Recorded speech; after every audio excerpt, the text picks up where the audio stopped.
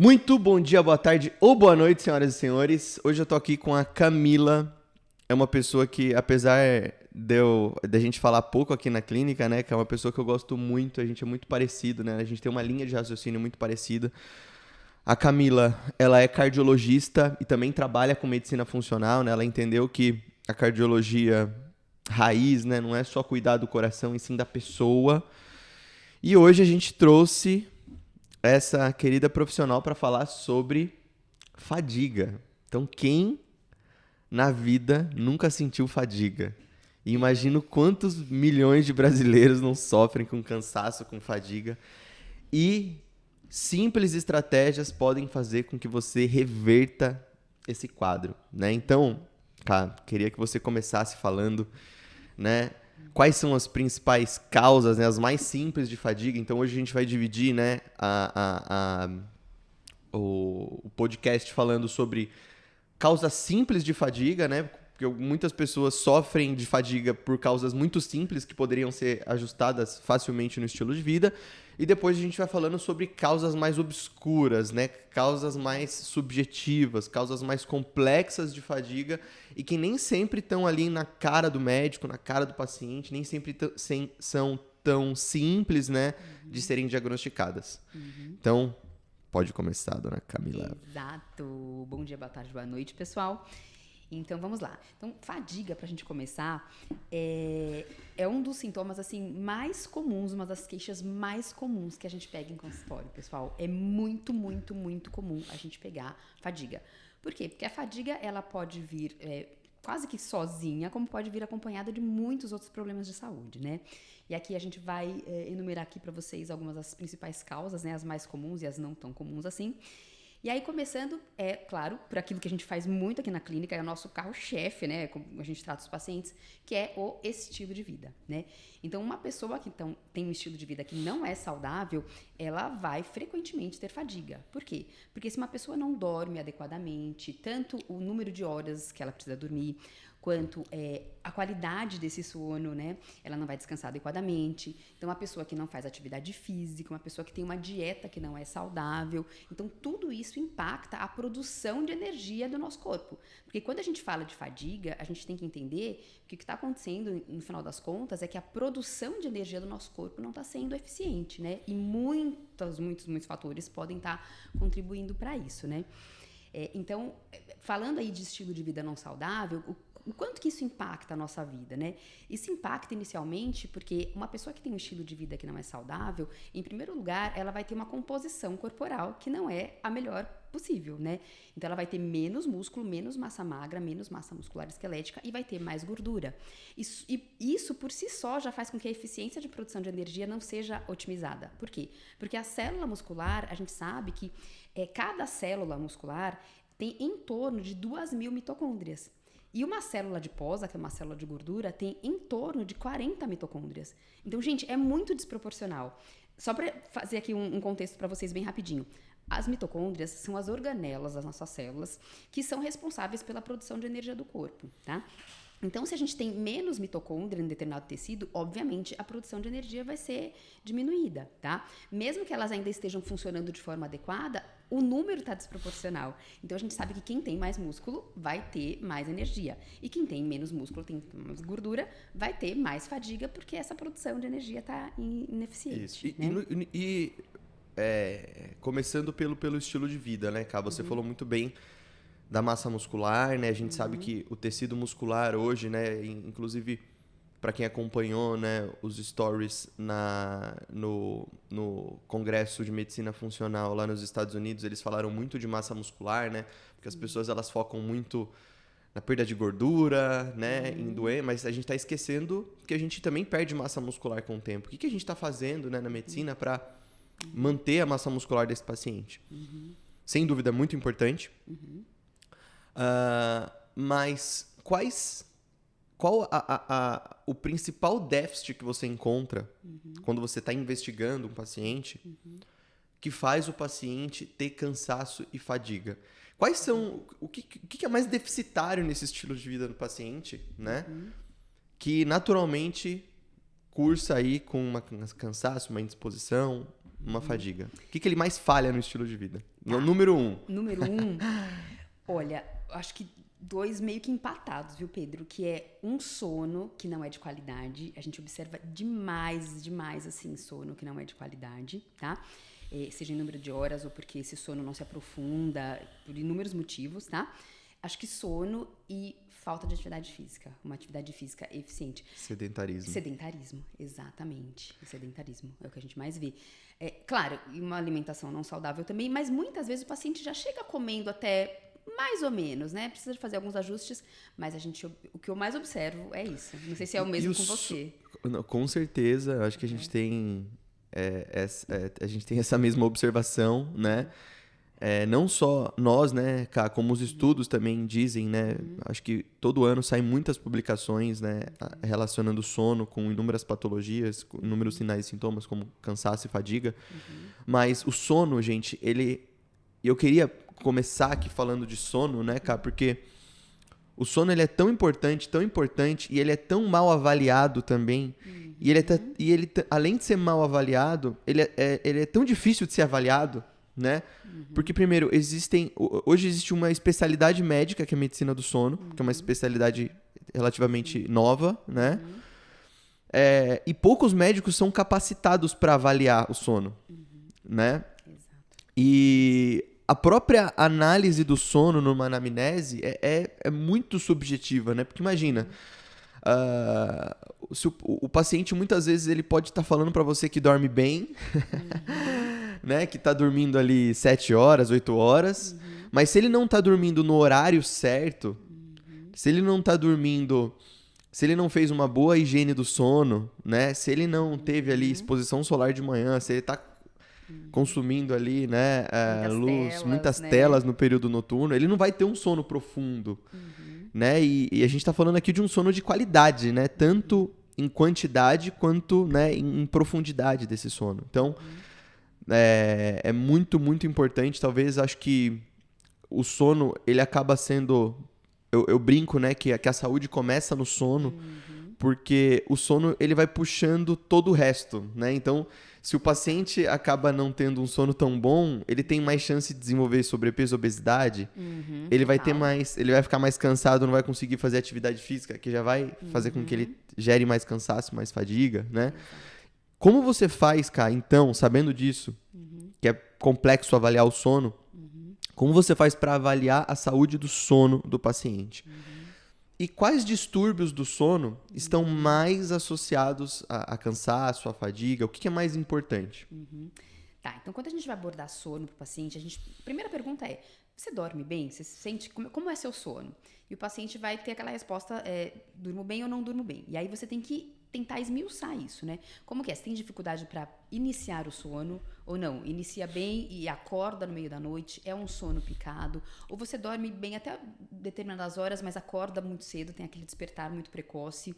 E outra, como é que você se sente quando você acorda? Você acorda bem? Isso, gente, é muito importante. Esse é o X da questão, entendeu? No final das contas, o paciente pode até achar que ele dorme um número de horas bom e dorme bem, mas tá, como é que você acorda?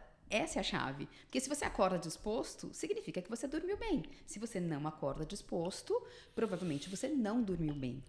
E aí, desde essas questões, isso pode estar relacionado com uma má higiene do sono, muito consumo de telas, a pessoa vai dormir muito tarde, da noite, ou ela come muito tarde e com o estômago muito cheio, é difícil você ter um sono reparador. Mas aí a gente também tem que entrar, além dessas questões gerais, em distúrbios mesmos do sono, né?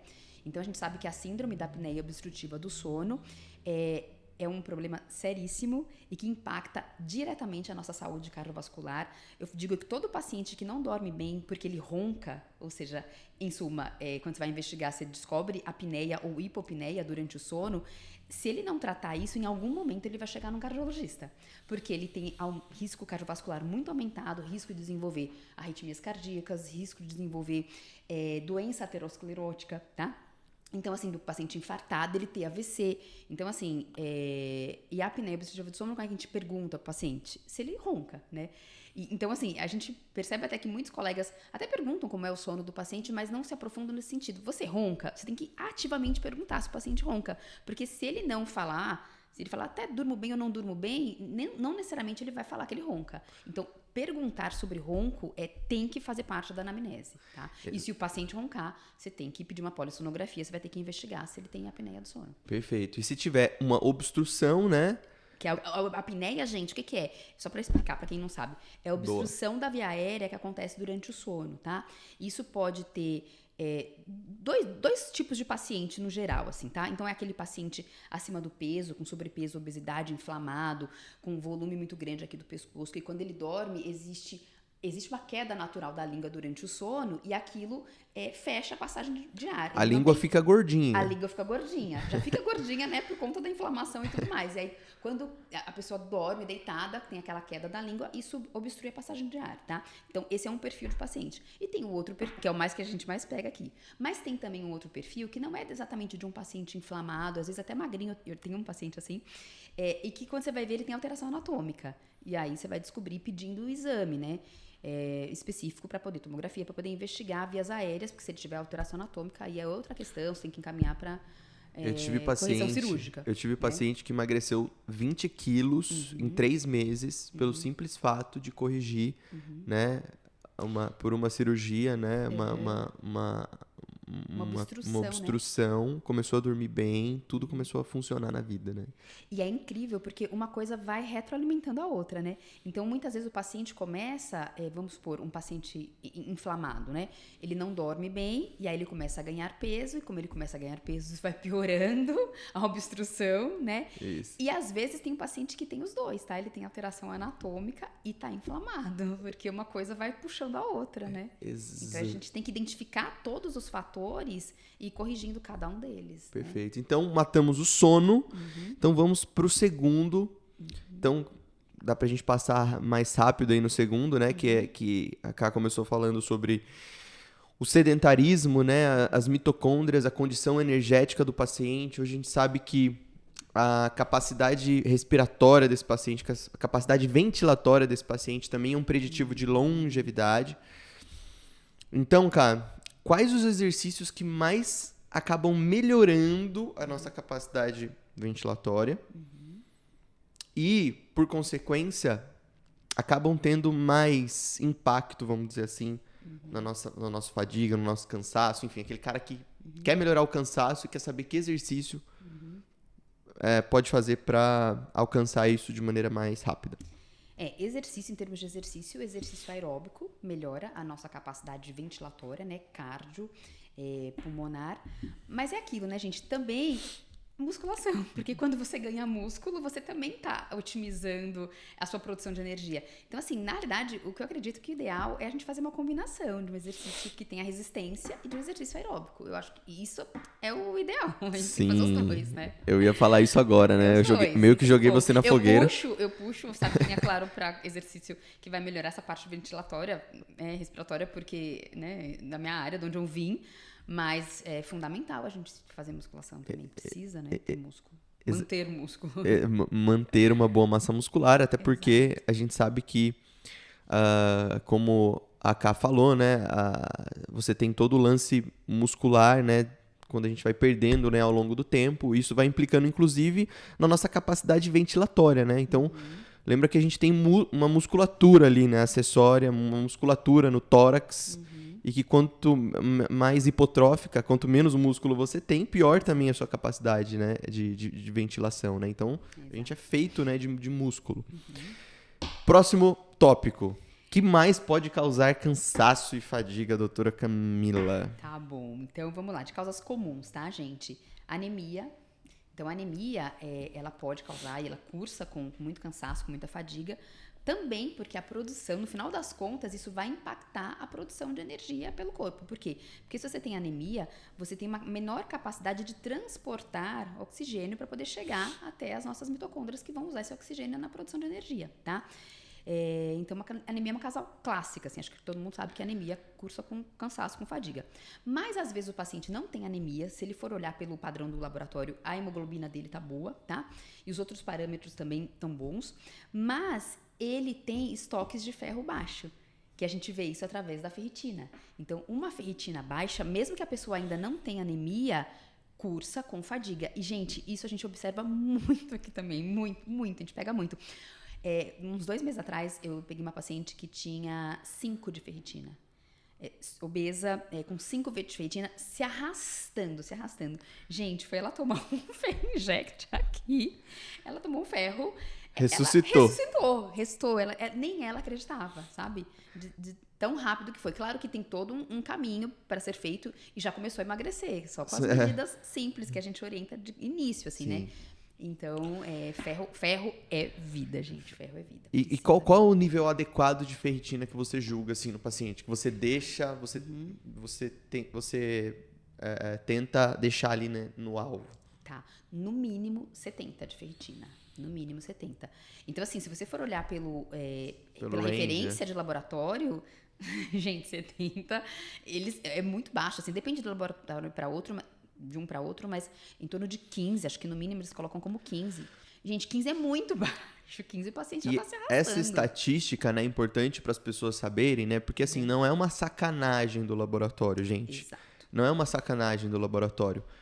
É basicamente uma análise estatística da média das pessoas sem doença.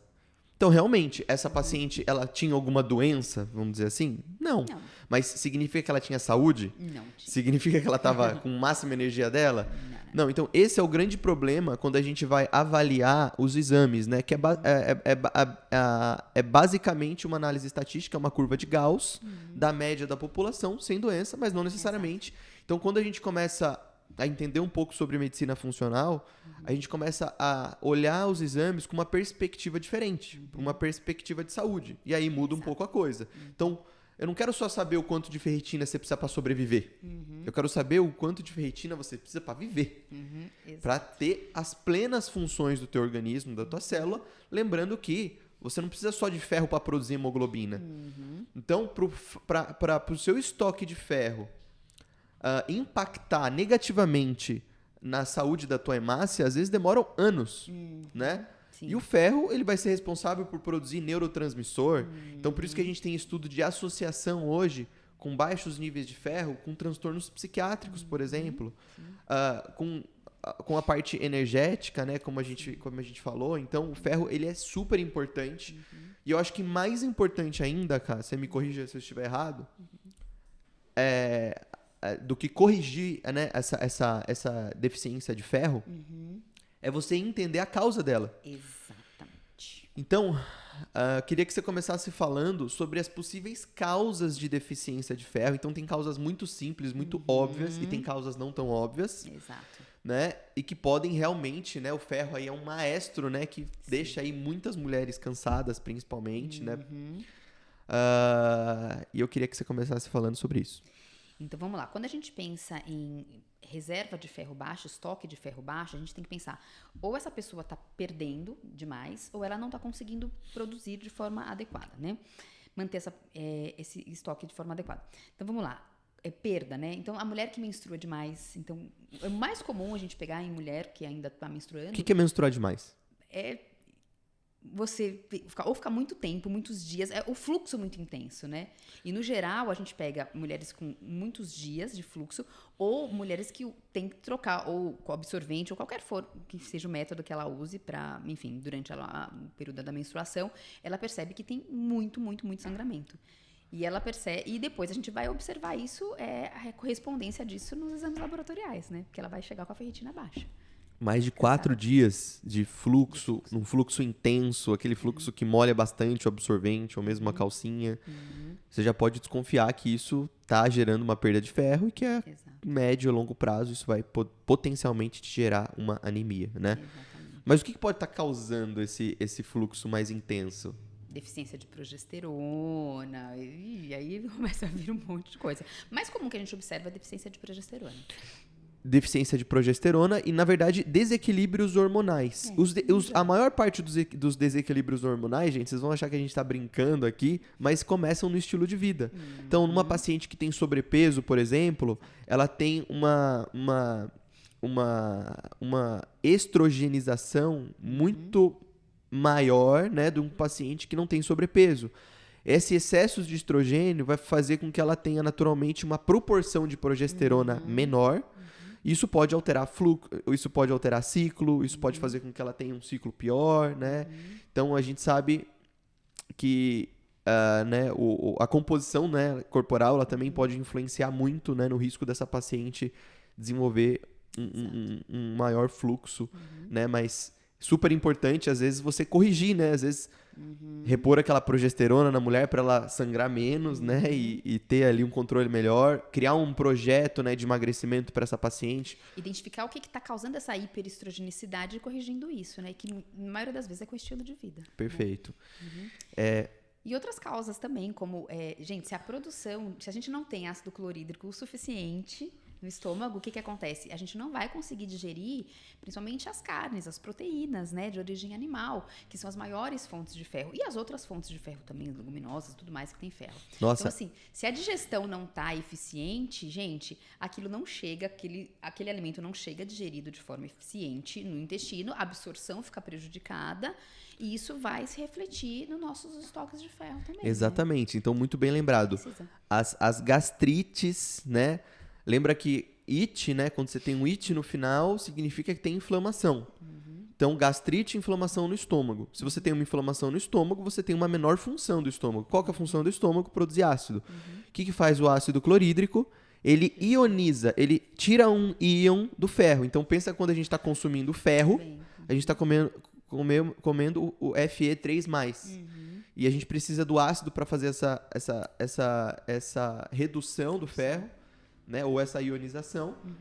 Tira o ferro pra gente deixar esse ferro absorvível, que é o ferro 2+. Só que se você tá estressado, né? Por conta de uma hipotonia do nervo vago, por conta de uma gastrite, por conta aí até do envelhecimento, uma gastrite atrófica que acontece naturalmente com a idade, você vai ter uma menor capacidade de ionização desse ferro. Então a gente vê muito aqui também, né, cara? Exato. Paciente que tem pouco ácido no estômago, um paciente que tem gastrite, e repõe esse ferro e volta a ter anemia. Repõe o ferro, volta a ter anemia. Não é porque está menstruando, não é porque ele não está conseguindo absorver. Então, a gente tem que ver como que está esse equilíbrio do ferro, né? Como ele está perdendo, do quando ele está absorvendo. E também como ele está metabolizando, né? Existem genes que também impactam na absorção do ferro, como o HFE, que também fazem esse paciente absorver mais ou menos ferro. Mas a genética, como a gente sempre fala, que ela é um pequeno detalhe, né? Exato. A maior parte mesmo são as hipocloridrias. Exato. Como que você corrige as hipocloridrias? E aí hipocloridria a gente tem que ver se o paciente o quão forte, intensa essa hipocloridria. Se for muito intensa, aí a gente tem que repor ácido clorídrico, né? Não tem jeito. A gente vai dar HCl pro paciente. Mas existem outras formas. A gente pode dar, se aquilo for menos intenso, enzimas digestivas, cloridrato de betaína, mas você tem que deixar essa digestão eficiente. E claro, gente, isso está acontecendo porque o paciente... E sempre é para causa, gente. É aquilo que a gente faz. A gente identifica o que está acontecendo, a gente corrige. Mas vamos tentar identificar a causa? E por que isso está acontecendo? Está acontecendo já uma paciente que tem mais idade, que vai cursar mesmo com hipocloridria, porque faz parte da idade, né? Todo o nosso corpo vai envelhecendo, os nossos órgãos vão envelhecendo e a função deles vai ficando prejudicada. Então, isso acontece com a idade. Ou não, é paciente super jovem, de 30 e poucos anos, é porque tá super estressado. Gente, vamos então cuidar desse estresse, né? Com todas as ferramentas que a gente tem aqui. Exato, né? O estresse, ele é uma causa importante, gente, de cansaço, de fadiga. Não só porque ele vai piorar o sono, não só porque ele vai deixar a gente um pouco mais agitado e isso vai piorar a nossa parte energética, né? Mas também porque ele causa um estresse metabólico, né? Então, quando você tem um problema para resolver na cabeça, a tua prioridade, ela deixa de ser digerir bem os alimentos. Então, existe um nervo que sai aqui do tronco cefálico, né? Ele sai do cérebro e chega no teu trato gastrointestinal, chamado nervo vago, que é o responsável por produzir ácido, que vai ajudar na absorção de ferro, que vai ajudar ali, né, na motilidade, na produção de enzimas, que vai deixar a gente bem nutrido, né? O nervo vago é basicamente isso, ele deixa a gente, né, forte. E o nervo vago, ele fica mais paradinho quando a gente tá mais estressado, né, cara? Exatamente. E isso prejudica o funcionamento do nosso trato gastrointestinal como um todo. Então, né? a importância da gente tratar as emoções, da gente entender. É muito comum, né? Às vezes na pergunta ali na anamnese, começou a acontecer isso no intestino, depois disso começou a cair cabelo, aí começou a nascer mancha de pele. Mas o que aconteceu? Ah, foi o ano que eu perdi minha mãe. Ah, foi o ano que eu separei. Foi o ano Passou que... por um grande estresse, né? Daqui a pouco a gente vai falar mais sobre o estresse, o quanto que isso impacta também na própria fadiga. Não sei se você já quer pular para essa parte ou falar mais convencional antes. Porque essa parte é uma parte que eu particularmente gosto muito, porque eu pego muitos pacientes com isso e porque eu já tive isso também, gente. O que tem mais para falar do convencional? Do convencional, do fácil. Desnutrição de micronutrientes, né? Então, a gente pega paciente, por exemplo, com B12 muito baixa, em pacientes com, no geral, vitaminas do complexo B, mas principalmente B12 muito baixa, podem ter fadiga, né?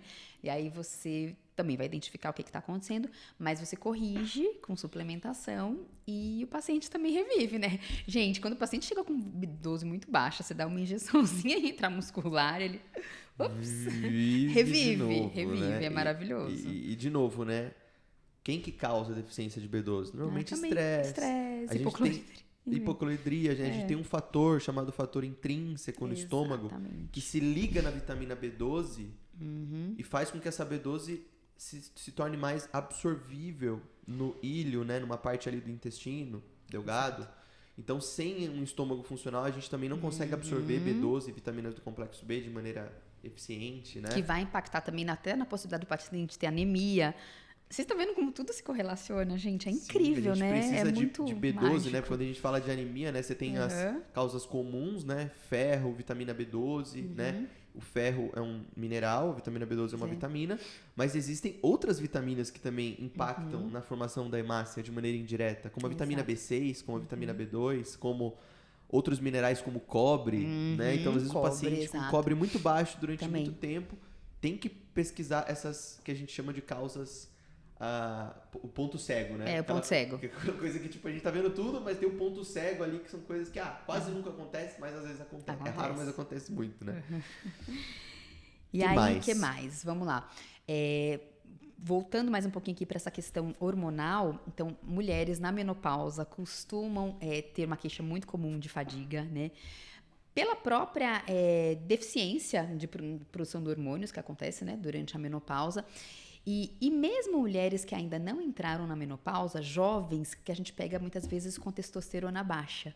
Por quê? Porque, gente, testosterona é um hormônio sexual que tanto os homens quanto as mulheres têm, né? Os homens têm numa quantidade muito maior, mas a gente costuma pegar... E homem também com testosterona baixa vem com queixa de fadiga, né? Então, os dois, né? Testosterona baixa... no geral, o paciente sente bastante fadiga. Aí também, de novo, você vai ter que ver a causa, o que está acontecendo, né? Por quê, né? Estresse costuma cursar com essa alteração hormonal, porque o corpo entra naquele modo de luta ou fuga, e aí a produção dos hormônios sexuais diminui, porque o corpo, por todo o eixo, né, ele vai priorizar a produção de cortisol, porque ele precisa tá sempre ali atento para poder lidar com aquela situação de estresse. E muito frequentemente diminui a produção hormonal, e o paciente chega com fadiga. Isso, e normalmente o hormônio, ele não é a causa da fadiga, normalmente ele é a consequência. Só que agora, como consequência, ele também está causando. Causando, né? Exato. Porque vai retroalimentando, né? Retroalimentando isso. Louco. Então, é muito comum a gente ver também fora, né, essas pacientes no climatério, na menopausa, né? Pacientes que têm hipotireoidismo. Hipotireoidismo é uma causa muito comum. Muito comum. E que também tem um lance de estresse e nutrição muito importante, né? Lembra que a gente precisa de nutrientes para a tireoide funcionar direito? Exato, de selênio, a gente precisa de iodo. Você precisa nutrir, né? Você precisa nutrir esse organismo. De maneira eficiente. Então, deixar um TSH ali, né? Abaixo de 2,5. Abaixo de 2,5, mais ou menos. Seria mais ou menos o adequado, né? Mas também lembrar de aferir a temperatura desse paciente. Exato. Porque o que acontece, gente, é o seguinte. Tem tanto o hipotireoidismo clássico, né? Que o paciente vai ter T4, T3 baixo, que aí fora, se o paciente chegar com isso, no geral, os médicos tratam. Mas, às vezes, ele não tem o hipotireoidismo clássico, ele tem o hipotireoidismo que a gente chama de subclínico, que é só quando o TSH sobe, mas, às vezes, que é aí que a gente... Eu acho que esses pacientes chegam muito pra gente por conta disso, porque aí fora também se pega o hipotireoidismo subclínico, não se trata, mas pelo menos se pega. Agora, aqui, às vezes, tá até o TSH dentro do padrão laboratorial de referência, mas a gente sabe que um TSH otimizado vai estar abaixo de 2,5. E um paciente chega aqui com TSH de 4, e a gente vai fazer o quê? Só olhar o laboratório também não serve muito. O que a gente pede para o paciente? Um teste de temperatura basal, que ele vai medir de manhã, durante mais ou menos umas 5 manhãs, aí, logo que ele acorda, a temperatura axilar, que tem que estar ali pelo menos 36,5, em torno de 36,5. Abaixo disso, que informação que isso nos traz? Que a produção da temperatura corporal não está otimizada. E quem é que faz? Quem é o órgão responsável por isso? É a tireoide. Exato. Então, se a tireoide não está funcionando adequadamente, a temperatura corporal não vai estar adequada e isso vai ter impacto no corpo como um todo. E normalmente o paciente vai ter fadiga. E qual que é a temperatura do paciente que tem fadiga por conta da tireoide, por exemplo? Nossa, gente, é abaixo de 36. É muito comum. É muito comum, Muito né? O paciente comum. 35 tem... E de novo, né? Nem sempre você vai ter que dar um hormônio tiroidiano. Às vezes você ajusta o estilo Exatamente. de vida, você melhora a condição de estresse, o sono desse paciente, você acaba já melhorando a conversão de T4 em T3. Exato. Isso vai fazer com que a função tiroidiana dele também seja otimizada, né? Aí a gente também entra em alguns nutrientes, né, que indiretamente mexem muito com a tireoide, como a vitamina A, como a vitamina D. Né? A gente sabe que níveis baixos dessas vitaminas, elas também diminuem a captação de iodo pela tireoide, elas também diminuem a conversão de T4 em T3. Exato. Então, olha quanta coisa para olhar aí, né, quando a gente fala de cansaço, de fadiga em relação à parte hormonal. Uhum. E aí, outra coisa também que é muito comum que a gente pega é o uso de medicamentos, né? Então, assim, o paciente está começando, aí fora um tratamento com antihipertensivo, e casos, né, que a gente observa também. E aí, assim, aqui a gente vai tratar de outra forma, tá? Mas às vezes o paciente chega tomando antihipertensivo e a pressão às vezes está muito baixa, né? E aí isso vai dar fadiga, gente, né? O paciente que está começando a tomar aí fora também hipoglicemia antioral, chega pra gente o negócio tá ali meio desajustado, pode estar com hipoglicemia, a hipoglicemia vai dar fadiga também. Antidepressivo também. Comum, cansaço, fadiga. Às vezes o paciente ele melhora da depressão, mas está se sentindo cansado pra caramba. Exato. E esse cansaço tem uma causa, né, potencial, né, de uma medicação antidepressiva. Exato. Doenças também, né? Doenças crônicas no geral. Então, vamos lá. Por exemplo, insuficiência cardíaca, né? A gente sabe que é um cansaço que inicialmente quando o paciente... O músculo cardíaco já não está eficiente o suficiente ou para relaxar ou para contrair de forma eficiente, isso cursa com fadiga, tá? Mas no geral, cansaço aos esforços. Mas com a progressão da doença, o paciente pode ir tendo fadiga também, né? Só de acordou, já está cansado, né? Então, insuficiência cardíaca, insuficiência renal, insuficiência hepática, pacientes com câncer costumam ter muita fadiga, doenças neurológicas degenerativas, né? Cursar com fadiga.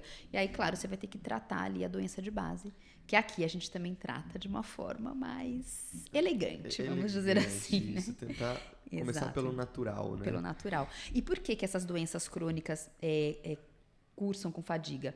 Porque toda doença crônica, a gente sabe hoje em dia, né, Pedro, que cursa com mitocondriopatia, né? As mitocôndrias desses pacientes não estão funcionando de forma adequada, otimizada, e aí surge a fadiga, então. Né? Além das questões de base de cada doença, né? E você ia falar um pouco sobre estresse, sobre adrenal. O que você tem para falar sobre isso? Como que essa glândula... Como que a gente pode nutrir, né? Porque acho que a gente fala muito sobre estresse, o impacto do estresse no organismo. Mas, caramba, como que a gente pode se proteger? Como que a gente pode deixar esse paciente um pouco mais protegido em relação ao estresse? E como que, né, a adrenal ela funciona nesse contexto? Tá. Então vamos lá, só para explicar assim bem rapidamente para vocês, gente, o que é isso que a gente está falando, tá? Como que o estresse pode impactar nesse sentido. Então vamos lá. As adrenais são glândulas, tá? Que produzem diversos hormônios, tá? Produzem epinefrina, produzem cortisol, produzem aldosterona, diversos hormônios, tá? E um dos hormônios que as adrenais produzem é o cortisol. O que acontece? Num estado de estresse muito grande, o paciente aumenta a sua produção de cortisol. Só que, só para desmistificar aqui também, o pessoal escuta cortisol e fala que acha que é o hormônio do diabo, né? Meu Deus do céu, o cortisol é do mal, é do mal. Gente, não é assim. O cortisol é um hormônio fundamental à manutenção da vida. Acontece que no estado de estresse muito grande, essa produção e liberação de cortisol fica muito aumentada e isso prejudica o corpo de diversas formas, tá? Desde aumento de glicemia, de aumento de pressão arterial e tudo mais. Só que o que acontece? Depois de um tempo que o paciente passa por um regime de estresse muito grande, O que acontece é que essas adrenais, elas entram num quadro de insuficiência, né? Elas passam a já não conseguir, depois de um tempo, produzir cortisol de forma adequada. E como o cortisol é um hormônio fundamental à manutenção da vida, ele é um dos hormônios que faz a gente acordar de manhã cedo e ter pique, né? Existe uma curva de normalidade do cortisol, que é, logo de manhã cedo ele tem que estar alto dentro da normalidade, ali até 20 mais ou menos, né, do cortisol sérico, para que a pessoa tenha pique para poder acordar e ir para a vida e fazer o que ela precisa fazer. E ao longo do dia, esse cortisol vai aos pouquinhos abaixando e ele tem que ficar baixinho à noite, junto com a melatonina que sobe, ajudar no início do sono, né, da vontade de ter sono e pegar no sono, e baixinho durante a noite para que a gente consiga descansar. Isso é o normal, tá? O que acontece é que muitas vezes, depois de um estado de estresse muito grande durante muito tempo, o paciente ele não consegue mais produzir cortisol na forma adequada. A gente tá falando de meses a anos. Meses a anos. E aí, ele entra num quadro que a gente chama de insuficiência adrenal, ou conhecido também como síndrome da fadiga adrenal, que é quando a produção do cortisol já fica prejudicada. E aí chega num momento que esse paciente tem cortisol, uma produção muito baixa de manhã. Então, ele não consegue ter disposição e energia para começar o dia, Já né? que o cortisol é o hormônio mais energético do nosso corpo. Mais energético do nosso corpo, exatamente. E aí o que acontece é que muitas vezes o paciente fica ali se arrastando, porque se ele não tem cortisol suficiente, ele se arrasta, né? E outro problema é porque existem diversas curvas aí alteradas, né, do cortisol. O paciente pode ter aquela curva flat, né, que ele fica com a curva totalmente reta, baixo o dia inteiro, e às vezes invertida, né, um cortisol baixíssimo durante o dia, e à noite, quando tinha que estar com cortisol baixo para poder descansar e dormir, ele está com cortisol mais alto, né, um pouquinho mais alto à noite já prejudica o sono, né. E eu acho que a parte mais interessante disso tudo, gente, é que você conseguir ajustar o sono desse paciente, porque o que essa adrenal ela precisa? Descansar. Ela precisa de repouso.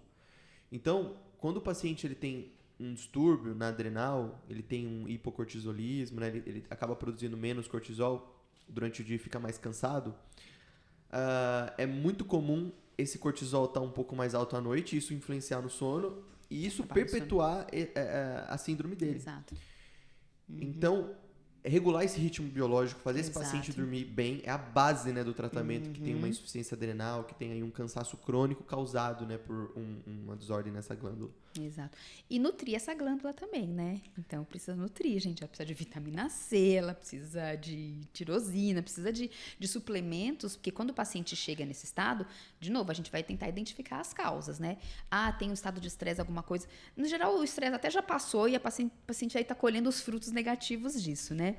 Mas se ainda tá até no estado de estresse, mas a glândula já entrou em fadiga, vamos tratar isso, vamos, enfim, corrigir, vai fazer terapia e tudo mais, mas a gente precisa nutrir esse paciente. Exatamente. A vitamina C, gente, ela, óbvio, ela tem um papel fundamental na adrenal, né? Ela ajuda a proteger, vamos dizer assim, o cortisol, né? Ela ajuda a reciclar ali o cortisol, junto com sal. Sal. Então as pessoas têm medo de sal, né? Mas a gente precisa de sal para produzir alguns hormônios da adrenal. Mas claro que sal de boa qualidade, né, gente? Sal de boa qualidade, um sal integral. Sal integral, um sal rosa do Himalaia, sal integral. Um sal marinho, né? Sal marinho, não refinado. A vitamina B5, ela também é muito importante, né? Pra gente ter uma boa produção, né, de hormônios adrenais. E o repouso, né? Então, acho que isso é um combo ali interessante, né? Para você começar a recuperar, né, uma adrenal de um paciente. Né? Lembrando que muitas vezes o cortisol no sangue, ele não vai refletir, né? Às vezes um cortisol salivar, mas que eu peço muito pouco, na verdade, porque eu avalio muito mais uma adrenal pelos sinais e sintomas do paciente, pelos exames laboratoriais, os outros, né? Quando a gente não está vendo ali nada de errado nos outros, muito provavelmente ele tem um sulfato de DEA, o DHEA, muito baixo. Então, acho que é um bom exame, né, Ká? Sim. Pra gente avaliar um pouco. E quando o DEA tá baixo... Vixe, o paciente também tem fadiga. Porque é um hormônio que mexe muito com a parte energética também. Mas quando o DEA tá muito baixo, gente, eu falo muito baixo assim, abaixo de 80, 60, é um sinal que essa adrenal já tá pedindo arrego. Arrego, exato. Que esse paciente sofreu por muito tempo, ficou muito estressado por muito tempo, dormiu mal por muito tempo. Então, o sulfato de DEA, ele é um grande marcador de função, né, da glândula adrenal. Exatamente. E aí, E cara? aí, que mais? E aí, falando um pouquinho aqui de questões mentais, né? Depressão, né, gente? A gente não pode esquecer que depressão, o paciente costuma vir com muita queixa de fadiga também, né? Então, mais uma vez, aí cuidar dessa mente, dessas emoções, porque Isso. normalmente o paciente com depressão, ele tem muito cansaço. Na verdade, acho que todo transtorno psiquiátrico é a causa e o efeito, né? Então, acho que as fadigas, elas podem causar ou podem estar associadas aos transtornos psiquiátricos, assim como os transtornos psiquiátricos, eles podem estar causando, né, sintomas como cansaço, né, porque normalmente também é um paciente que não dorme bem, é um paciente que não quer comer de maneira adequada, é um paciente que tem todo um contexto nutricional que também pode estar abalado, que também não tem a educação precisa, né, para isso, para prevenir ou para tratar, né, então isso acaba fazendo com que tenha um grande impacto, né, no cansaço.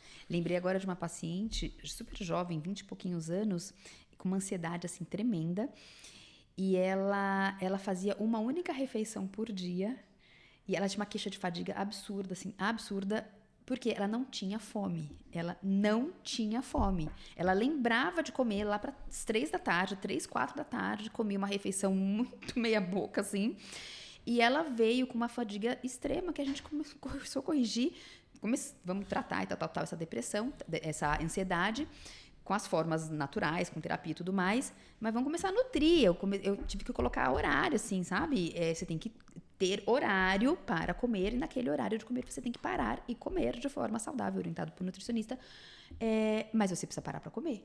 E aí a fadiga incrivelmente melhorou, né? Sim, nossa, o ritmo circadiano, né? Ele é muito, muito importante, né? A gente falou um pouco da vitamina D, né? Mas a vitamina D também, né, tem um impacto interessante, né, no cansaço. Exato.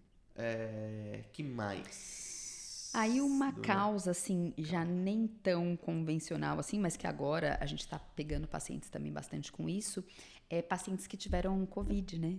Síndrome pós-Covid, o Covid longo. Então, tem muitos pacientes que depois de terem Covid, e às vezes nem é o paciente que teve o quadro mais grave, não, tá? Teve um quadro ali mais ou menos, e ele fica com fadiga depois, né? Muitas vezes vem associado a outros sintomas, né? Com queda de cabelo, já tive paciente com zumbido no ouvido, e aí fadiga costuma ser uma queixa bem comum também. E aí o que a gente vai fazer é otimizar a produção de energia desse paciente, né? Como que o Covid ele pode ter afetado a parte energética do paciente, cara? O que você tem estudado sobre a fisiopatologia, sobre como que esse vírus pode causar, assim, né, um cansaço, uma perda de memória, né, que acontece muito? Exato. O que você tem visto sobre esse tema? Piora da produção de energia pelo corpo, né? Piora da produção de energia corporal. Por piora da parte inflamatória. Porque é uma doença que cursa com muita inflamação, né? E aí essa inflamação ela pode ser mais importante em determinados órgãos ou sintomas, dependendo do paciente, né? Mas cursa com uma inflamação bem grande, né? Então, às vezes o paciente teve aquele quadro mais... Principalmente para quem teve um Covid bem sério, assim, com infecção muito séria, com muita inflamação. É o mais comum a gente ver com esse quadro de Covid longo. Mas eu já tive paciente que teve um quadro ali moderado, nem foi... não precisou ser entubado, nada mais grave, sim. Mas ficou bem cansado. Isso, acho que tem a parte intestinal, né? Pelo que eu tenho visto, é muito importante, né? Então, lembra que o Covid é um vírus, e um vírus precisa de uma célula para se replicar. E no seu intestino você tem trilhões de células ali. Então, é como se você soltou o King Kong na floresta amazônica. Exato. Acabou com tudo, né? Ele gera um desequilíbrio no microbioma muito grande, né? A gente vê isso nos exames de microbioma do paciente, com aumento de fungos, aumentos de bactérias ali que normalmente não estariam presentes, né? E essas bactérias, essa desbiose gerada pós-Covid, a gente sabe que o intestino tem um impacto na saúde mental muito grande. Imenso. Então, o que eu vejo muito mais, cara, é um impacto secundário, né? Sim. Gerado por uma desbiose que acaba desequilibrando, né? Neuroinflamação, acaba causando desequilíbrio de neurotransmissor, acaba fazendo com que o paciente tenha mais toxinas, né, na corrente sanguínea por aumentar a permeabilidade do intestino. Então tem esse eixo intestinal do Covid, né? Da síndrome pós-Covid, entre aspas, que também é muito importante a gente tratar, né, esse intestino do paciente que foi debilitado. Você me fez lembrar de uma paciente agora, olha, curioso. Era uma paciente que ela tinha insônia, ela veio com a queixa principal, insônia e fadiga. E ela tinha insônia, ela tinha na época 63 anos e ela tinha insônia desde os 13 anos de idade. Há 50 anos tendo insônia. Já tinha tentado de tudo e não melhorava essa insônia, enfim. Aí vinha com muita fadiga, comecei a identificar, tinha uma fadiga adrenal absurda.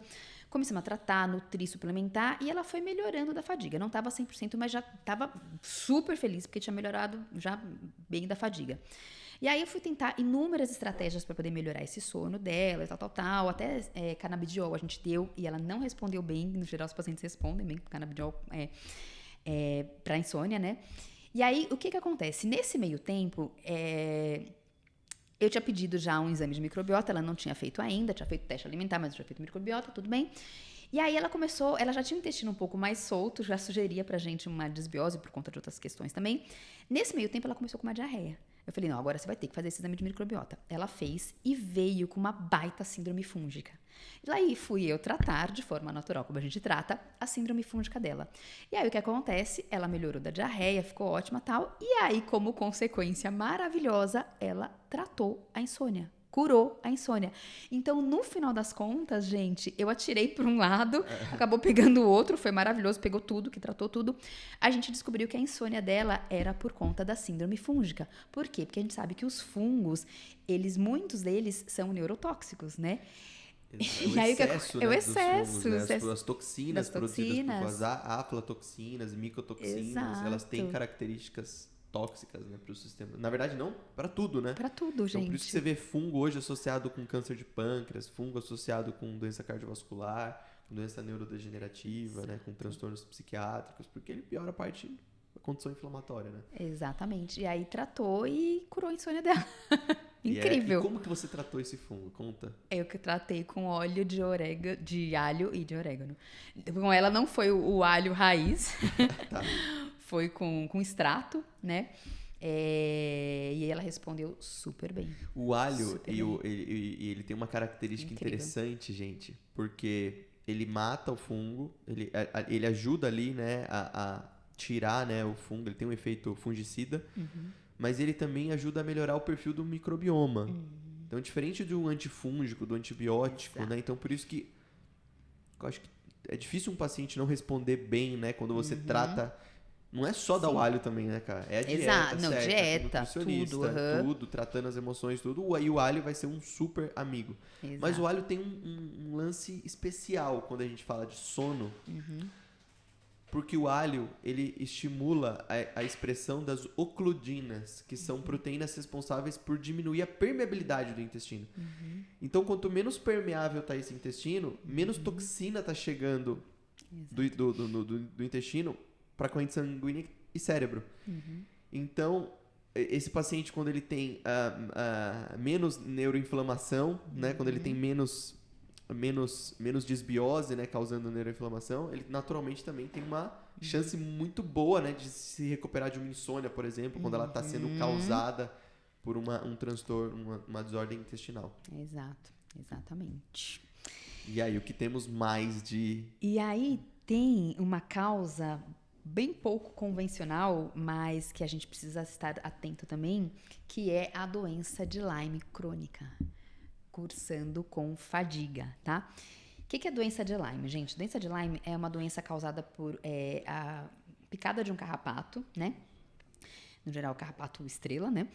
Que ele tem uma bactéria dentro dele, e aí quando ele pica o paciente, esse carrapato que tem essa bactéria, que é a Borrelia burgdorferi, ele transmite, ele inocula essa bactéria no paciente. E essa bactéria, depois de um tempo, se ela não é tratada agudamente, na doença de Lyme aguda, se ela não é identificada com a picada e tal, o paciente pode cursar com inúmeros sintomas, e o principal sintoma na doença de Lyme crônica é a fadiga, né?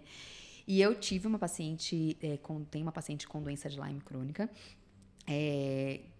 eu falo que foi uma inspiração divina para poder pensar nessa possibilidade para ela, porque é jovem, 30 e poucos anos de idade, que vinha com muita fadiga arrastada já de um tempo, e essa fadiga tinha piorado depois que ela tinha tido o Covid. Então, inicialmente, a gente pensou em síndrome pós-Covid, mas só que ela tinha muitos outros sintomas, muitos sintomas. Então, me chamou muita atenção aquele quadro clínico tão exuberante. Eu falei, gente, não pode ser só um Covid longo isso aí, não. Tem alguma outra coisa, pedi sorologia, era doença de Lyme crônica. E é uma doença que cursa com muita fadiga, assim, a ponto de um paciente que é esportista, como era essa paciente, gente, jovem, 30 e poucos anos, esportista, fazer tudo que era esporte que você imaginar, de repente não conseguia fazer uma caminhada de 200 metros, que ela não tinha energia para isso, né?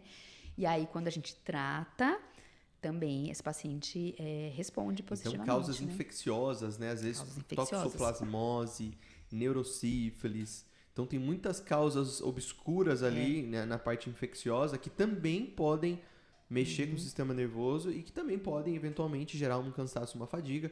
Eu tinha uma paciente com uma toxoplasmose uma vez, em fase aguda, e que não conseguia dormir direito, e isso estava causando... E aí ela teve que usar antibiótico na veia durante algum tempo e tal, e cara, foi incrível, porque ela tinha sintoma depressivo, ela já estava usando antidepressivo, inclusive, e que muito provavelmente estava sendo causada pelo toxoplasma. Então a gente está entrando um pouco nas causas mais obscuras, né, de fadiga. Olha que interessante, aí a Camila, né, essa paciente, eu acho que foi muito legal, porque ela me mandou uma mensagem no Instagram até. É uma paciente que é dos Estados Unidos, né? Ela é americana. Ela é americana. Ela vem de uma região dos Estados Unidos que tem bastante Lyme, né? Mas mesmo lá, ninguém tinha pensado em Lyme pra ela. Foi muito louco. Exato. Então, e daí depois ela mandou um puta texto, né? Agradecendo, meu Deus, a Camila Camila na terra, Deus no céu, né? Camila no céu, Deus na terra.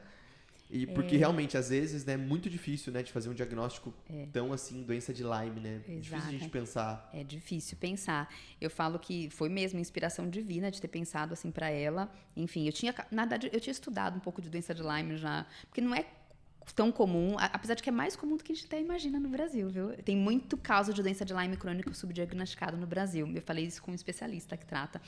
Enfim, mas eu tinha atendido uma paciente americana uma vez que veio já com o diagnóstico, então eu estudei para poder saber. Então, sabe quando você está preparado? E aí, quando ela veio, me veio muito aquela coisa assim. Mas, enfim, a gente acabou diagnosticando, nada por acaso.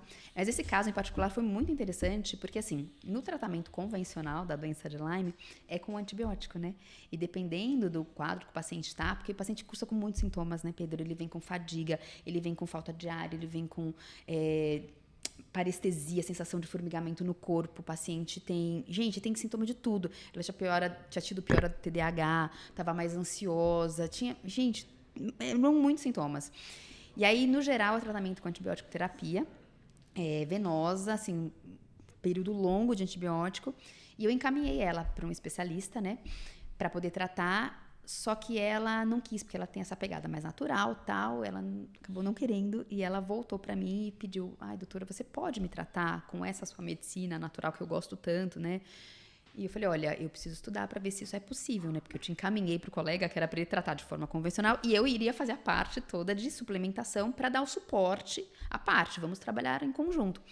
E ela não quis, e ela voltou e falou, olha, será que não é possível? E aí enfim, conversando com colegas, eu descobri colegas que já tinham tratado pacientes com Lyme crônico de forma natural, com tudo que a gente tem de suplementação e ozonoterapia, tudo que existe de natural dentro da medicina funcional integrativa, da medicina de precisão. Falei, olha, a gente pode tentar, mas tudo bem, eu estou sendo muito honesta com você, vamos tentar. E aí foi um tratamento de meses, aí de uns 5 meses de tratamento, e incrivelmente ela melhorou absurdamente de todos os sintomas, todos os sintomas. E depois a gente fez teste e já veio com sorologia já muito baixa, assim, GG já muito baixo. E testamos na biorressonância, deu negativa, borrelia. Então, assim, e ela tá ótima. Incrível, né? Incrível. E falando um pouco dessas causas mais obscuras, né? Vamos falar um pouco sobre metaboloma, né? Acho que é um assunto que está super em alta, né? Acho que cada vez mais esses exames vão estar aparecendo aí, porque o paciente também é curioso, ele quer saber sobre ele, então o médico também tem que estar preparado para avaliar um exame de metaboloma, e nem sempre é simples. Aliás, nunca quase é simples. Exato. né? Então, gente, para quem não sabe, exame de metaboloma, quando você faz um exame de sangue, você tá vendo ali tudo numa via de transporte, né? Como se fosse um carro em movimento, é uma maneira subjetiva, totalmente subjetiva, na verdade, de avaliar a saúde, né? Ácido orgânico na urina, o exame de metaboloma, é como se fosse o lixo do teu metabolismo. É o que já foi, é o que já aconteceu. Então, quando eu quero entender e compreender com uma sensibilidade e uma especificidade maior de como está a saúde desse paciente, exames de metaboloma são e serão, pelo que a gente está vendo, exames muito mais eficientes. Né? Então pensa que no metaboloma hoje a gente consegue avaliar a parte cardiovascular do paciente, a gente consegue avaliar como que está a parte inflamatória de maneira mais sensível, a gente consegue avaliar como que está a parte intestinal, como esse paciente está envelhecendo, né? Então são vários marcadores que a gente utiliza. Então pensa que os marcadores que são bons, a gente espera que estejam um pouco maiores, né? E as coisas ruins, né? As toxinas, enfim, os marcadores, os metabólitos piores, a gente quer ali que esteja em níveis mais baixos, tá? No metaboloma, gente, existem causas muito interessantes de cansaço e de fadiga. Então eu vou falar aqui que as vitaminas do complexo B, então a B9, a B12, a vitamina B2, a vitamina B1.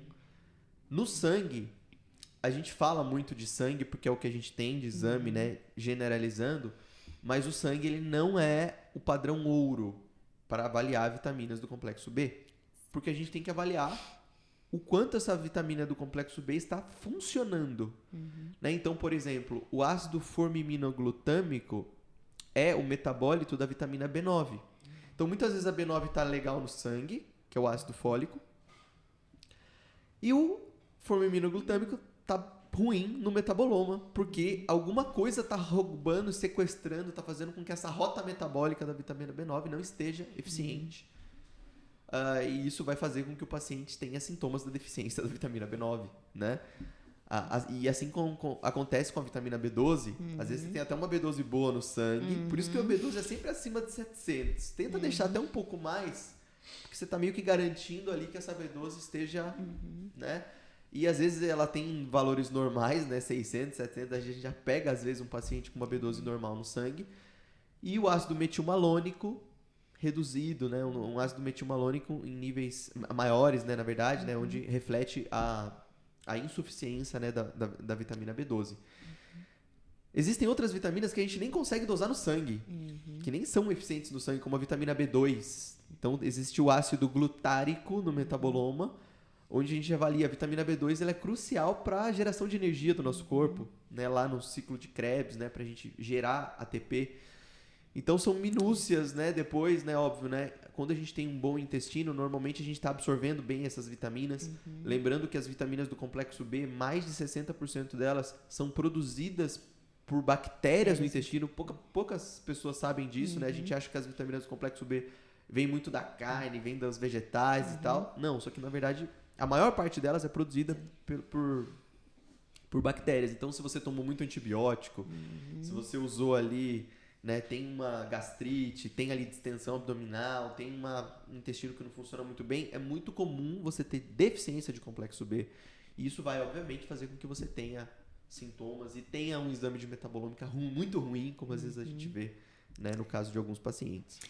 O exame de metabolômica ele traz muita informação para a gente para poder tratar paciente com fadiga, assim. Paciente quando vem com queixa muito importante de fadiga, normalmente eu peço metabolômica, porque ele vai trazer muita informação, até em relação à própria produção de energia, né? Ele traz, é muito interessante. Então traz muito informação a respeito de desbiose intestinal também, de forma indireta, mas traz, né? Então, nossa, eu amo de paixão. Muita coisa. E aí, cara, acabou? Tem mais alguma coisa pra falar? Acho que a gente falou bastante coisa, falamos de hormônios, de vitaminas, de estilo de vida. Acho que passamos um pente fino aí, bem bom nesse cansaço, nessa fadiga. Exato. Muitas pessoas sofrem, então, gente, a ideia não é substituir por uma consulta médica, óbvio, mas para dar informação, dar munição para vocês, junto com seus médicos, seus nutricionistas, seus profissionais de saúde, discutirem o caso de vocês, para fazer com que vocês tratem, né, de uma maneira cada vez mais sofisticada e simples, né? Acho que o sofisticado está no simples. Então, quanto mais a gente consegue compreender isso, mais funcional, né? A gente traz o tratamento do paciente. Exatamente. A gente tem que tratar a doença de base, né? E corrigindo cada um dos fatores que a gente está vendo que estão ali alterados, porque quando a gente faz isso, né? Tira do caminho que está atrapalhando, fornece para aquele corpo tudo que ele está precisando em termos de macro e micronutrientes, faz o ajuste do estilo de vida. Eu falo que a mágica acontece, né? Porque o corpo ele é dotado dessa capacidade de autorregulação, né? Que é a homeostase. Você tirou o que está atrapalhando, faz o que precisa fazer, fornece o que o corpo está precisando, ele vai entrando nos eixos. O famoso muito ajuda quem não atrapalha. Exato. Cá, muito obrigado. Eu que agradeço, querido. Tamo junto sempre. Estamos. E vamos gravar mais vezes. Sim. Beijo. Terminamos por hoje, gente. Tchau. Gratidão. Obrigada.